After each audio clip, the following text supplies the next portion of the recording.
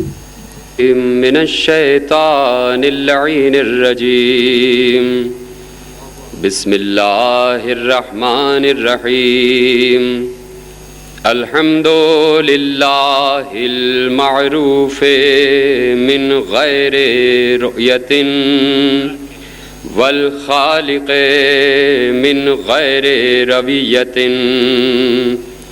الذي لم يزل قائما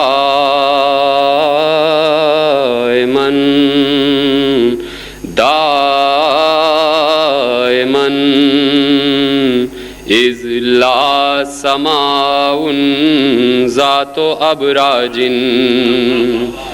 ولا ليل داج ولا بحر ساج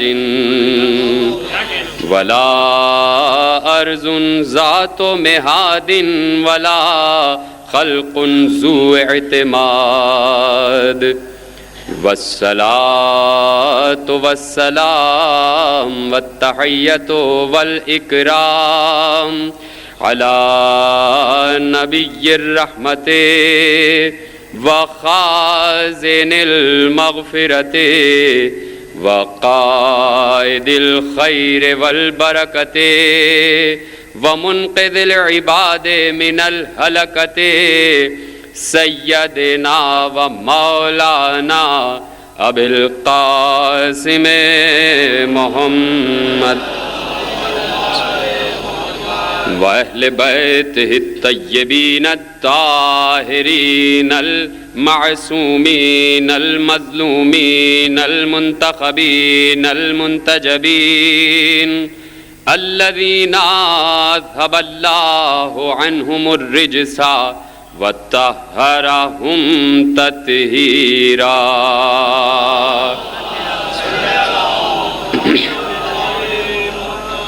أما بعد فقد قال رسول الله صلى الله عليه وآله وسلم من كنت مولاه فهذا علي مولاه. صلوات پڑھ دیجئے محمد و آل محمد. اس کو ذرا سا اوپر.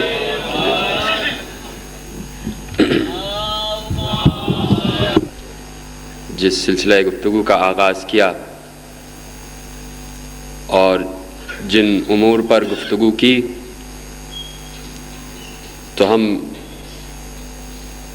یہ سمجھنا چاہ رہے تھے اور مزید سمجھنا چاہیں گے کہ ولایت اسلام کے لیے کیوں پیغمبر اور اللہ نے ضروری سمجھی. کل سے ہم نے اس بات پر گفتگو کا آغاز کیا ہے اس موضوع پر کہ پیغمبر نے بحکم الہی جو ولایت کا تصور اور ولایت کا عقیدہ اور ولایت کا اصول اسلام کے سپرد کیا، امت کے سپرد کیا، تو کیوں ضروری تھا اور قیامت تک کیوں ضروری ہے. اور آج جتنی اس ولایت کے عہدے کی ضرورت اور اہمیت اور اس کی طرف توجہ کی ضرورت سامنے آ رہی ہے، شاید اس سے پہلے نہ رہی ہو. ولایت کس کی ولایت؟ اللہ کی ولایت اور رسول کی ولایت. اللہ ولی ہے اور رسول ولی ہے اور علی ولی ہے. ان تین اولیاء کے علاوہ کوئی اور ولی نہیں ہے. یہ تین اولیاء ایسے ہیں کہ بس یہ تین ایسے ہیں کہ جنہوں نے آپس میں ایک دوسرے کو جانا اور پہچانا. رسول جانتا ہے کہ اللہ کیا ہے اور علی کیا ہے. علی جانتا ہے کہ اللہ کیا ہے اور رسول کیا ہے. اور اللہ جانتا ہے کہ علی کیا ہے اور رسول کیا ہے.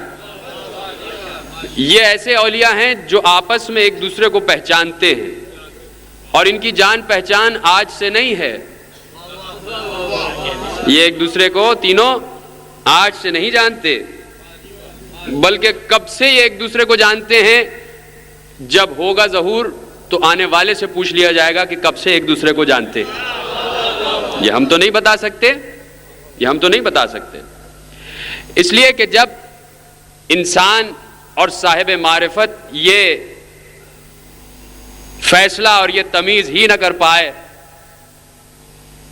کہ جب فضائل کی بلندیاں اور مرتبوں کی بلندیاں اور معجزات اور فضیلتیں سامنے آنا شروع ہوتی ہیں، اور جب انسان مودت کے سمندر میں غوطہ لگاتا ہے، تو جب مودت کی گہرائی اور گہرائی، دیکھیے سمندر کے کنارے اگر آپ کھڑے ہو گئے اور آپ نے سمندر کے کنارے کھڑے ہو کے کہا کیا خوبصورت سمندر ہے بھائی، کیا موجیں اٹھ رہی ہیں، کیا بہترین رنگ کا پانی ہے، کنارے پہ کھڑے ہو کے صرف سمندر کی تعریف کر دینے سے سمندر کی گہرائی کا پتہ نہیں چل سکتا. جب تک سمندر میں اترو گے نہیں معلوم نہیں ہوگا کہ یہ گہرا کتنا ہے، اس کی سطح کہاں تک پہنچ رہی ہے. اب کوئی پوچھنے والا یہ بھی کہہ سکتا ہے کہ بھائی آپ کیا کہہ رہے ہیں، ہو سکتا ہے کسی کو تیرنا نہ آتا ہو اور وہ سمندر میں جائے تو ڈوب جائے گا. اسی دن کے لیے تو کہا ہے کہ میرے اہل بیت کشتی نوح کی مثال ہیں، کشتی نوح کی مثال ہیں. تو اب اس کشتی پہ سوار ہو کے سمندر کی سیر کرو تو معلوم ہوگا گہرائی اور گہرائی کیا ہے. تو ایک مقام پر یہ تینوں ہستیاں ایسے ایک دوسرے میں خلط ملط نظر آتی ہیں، ایسے ایک دوسرے میں جذب نظر آتی ہیں کہ جہاں یہ فیصلہ کرنا مشکل ہو جاتا ہے. کل جملہ عرض کیا تھا کہ عبد اور معبود، کون عبد ہے کون معبود ہے، کس کو عبد کہیں کس کو معبود کہیں. اس لیے کہ پیغمبر نے ارشاد فرمایا ما رأیت شیئا، میں نے کسی شے کو نہیں دیکھا. پیغمبر کہہ رہے ہیں.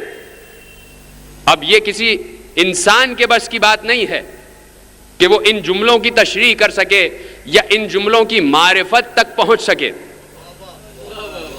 یہ صرف معصوم سمجھا سکتا ہے اور وہ ذہن سمجھ سکتا ہے کہ جو معصوم کی فکر سے قریب ہونے کی کوشش کرتا رہے پوری زندگی. پیغمبر نے کہا ما رأیت شیئا، میں نے کسی شے کو نہیں دیکھا، الا رأیت اللہ، سوائے اس کے کہ میں نے اللہ کو دیکھا. اب میں گفتگو کا آغاز کر رہا ہوں، مجھے نہیں معلوم آپ کیسے سنیں گے، آپ کی معرفت کن منزلوں پر ہے مجھے نہیں پتا. آج میرا دوسرا تجربہ ہے آپ کے ساتھ اور آپ کا میرے ساتھ دوسرا تجربہ ہے، اور 3 مجلسیں رکھی ہیں انہوں نے اور 3 شخصیتوں کا ذکر بھی ہو رہا ہے، اللہ ولی، رسول ولی، علی ولی. 3 ہستیوں ہی نے کائنات کو اس کی بلندیوں تک پہنچایا اور 3 ہی ایسے گزرے جنہوں نے چاہا کہ کائنات پستیوں میں چلی جائے.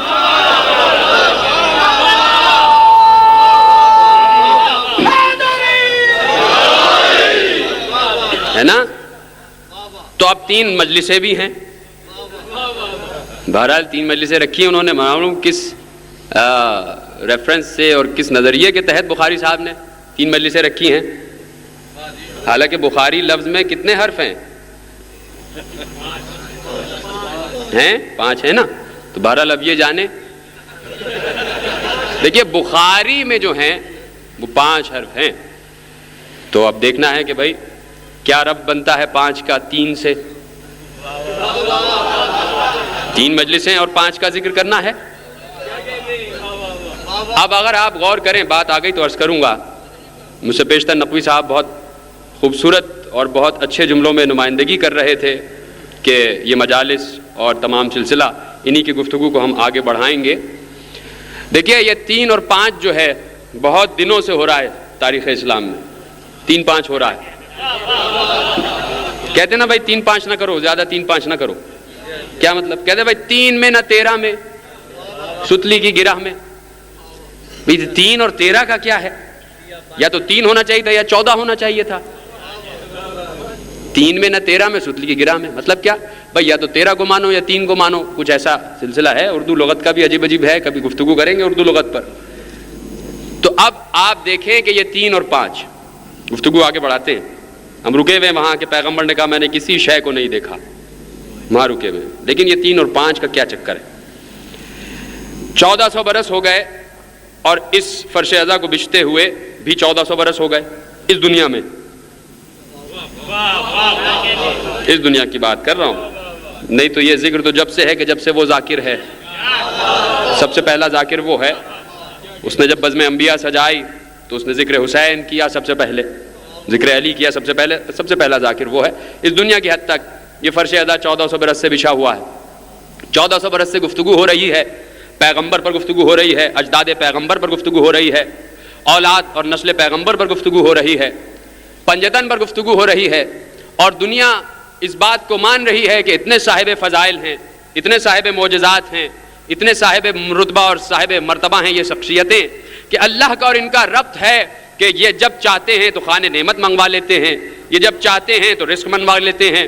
یہ تو بہت دور کی بات ہے. ان کا کنیز اور غلام جب کہتا ہے کہ میں پیاسا جا رہا ہوں, کیا میں پیاسا ہی مر جاؤں گا, تو آسمان سے ڈول اتر آتا ہے ام ایمن کے لیے.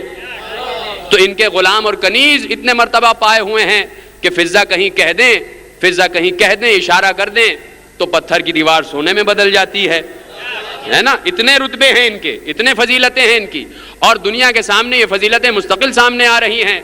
تو پھر ایسا کیا مسئلہ پیدا ہو گیا کہ ہم تو اتنے دور رہ کے کہ اتنے برسوں کا, اتنے سینکڑوں برسوں کا ہمارا اور ان کے درمیان فاصلہ ہے, لیکن ہم ان کو اس طرح مانتے ہیں کہ جیسے ہم ان کو دیکھ رہے ہیں. ان کے فضائل اور معجزات پر اس طرح یقین کرتے ہیں کہ جیسے ہمارے سامنے یہ فضائل اور معجزات ہو رہے ہیں.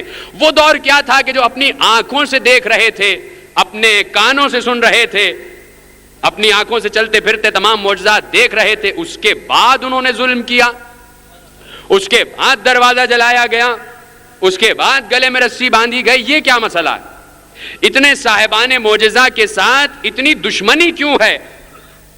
دشمنی کی ایک حد ہوتی ہے, اس حد کو بھی پار کر گیا دشمن. کیوں ہوا ایسا؟ دروازہ جلانے والے کو کیا یہ نہیں معلوم تھا کہ یہ کس کا دروازہ ہے؟ 5 وقت پیغمبر آ کے یہاں سلام کر رہے ہیں, یہ تمام باتیں معلوم ہے. لیکن اس کے بعد دشمنی اپنی حدوں پر کیوں پہنچ گئی؟ کیوں اتنا دشمن ہوا ہونے والا؟ تو میں یہ کہتا ہوں کہ یہ دشمنی 1400 برس پہلے کی دشمنی نہیں ہے. یہ دشمنی سن 1 ہجری سے پیدا ہونے والی دشمنی نہیں ہے. یہ دشمنی جب سے ہے کہ جب سے آدم بنا. ہیں متوجہ ہیں آپ؟ تو میں آپ کو بتاؤں کہ یہ دشمنی کیوں ہے, اتنی دشمنی کیوں ہے اس گھر سے, اس گھرانے سے, اس دروازے سے. جب سے آدم بنا اس وقت سے دشمنی شروع ہوئی. آدم کہا اللہ نے اپنی روح پھونک رہا ہوں, اپنی روح پھونک رہا ہوں.